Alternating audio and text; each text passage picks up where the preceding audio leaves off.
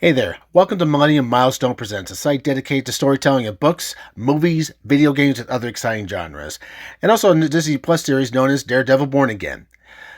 We come back to the series with some action we've been sorely missing. The Devil Hell's Kitchen just witnessed one of the most intense bank heists. In episode 5's title, David vs. Goliath throws Matt into a no-suit, no-backup fight against a gang of Irish criminals looking to make off with $1.8 million. The heist is complicated by the arrival of the NYPD, forcing the men to change plans to go after a diamond instead. Without the safety of his Daredevil persona, Matt has to rely purely on his wits, fists, and that razor-sharp radar sense to turn the tables. The episode opens with a cameo from Yusuf Khan from the series Ms. Marvel. And while the episode starts off with some cringe deadpan humor references, it does pick up with high-stakes action, some of the best close-quarters combat we've seen so far this season. This episode reminds us why Matt Murdock is always dangerous even without the mask. He cleverly pits the remaining men with the choice to take the diamond they were after before SWAT comes in. One of them escapes, but Matt catches up with him to finish the job. But just when you think the dust has settled, things take an even darker turn, which brings us to Episode 6, Excessive Force.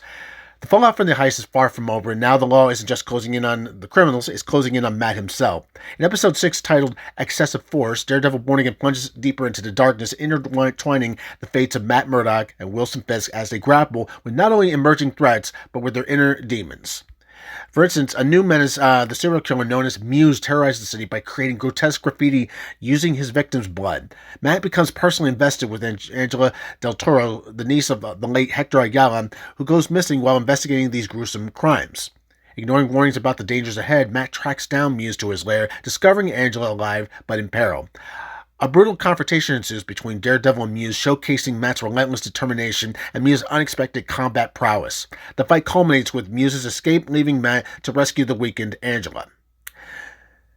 On the flip side, meanwhile, Mayor Wilson Fisk exploits the chaos zone by Muse to further his own agenda. He pressures the NYPD into forming an anti-vigilante task force conveniently staffed with officers under his influence. This move not only tightens his grip on the city's law enforcement, but also positions him to suppress any threats to his authority, including Daredevil, if need be. Fisk's machinations extend beyond the public sphere as he confronts both personal and business adversaries, reflecting on his methods of control within the political landscape. The episode artfully shows Matt and Fisk's journey, highlighting their descent into their darker selves.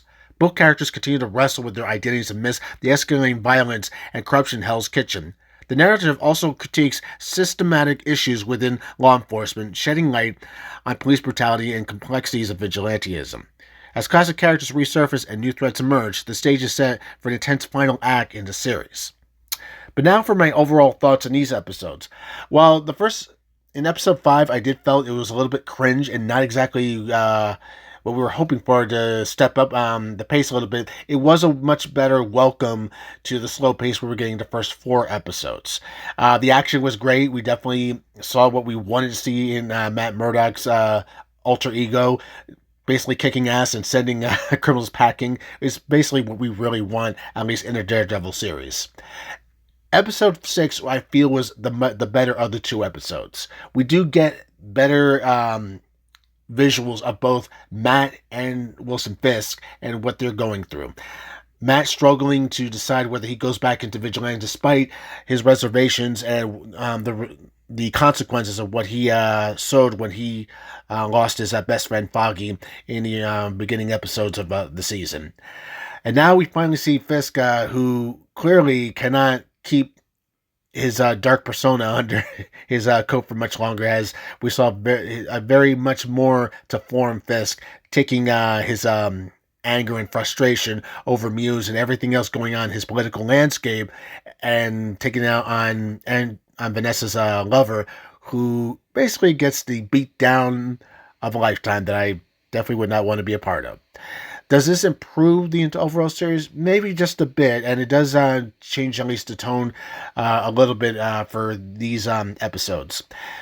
But that's what I have to say about these episodes, and let's see how further this goes with the last 3 to go, which remains to see if we do get what we are looking for.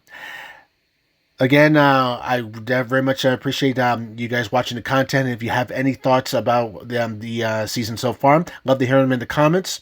Like, share, and subscribe, and you best better believe I'll be back.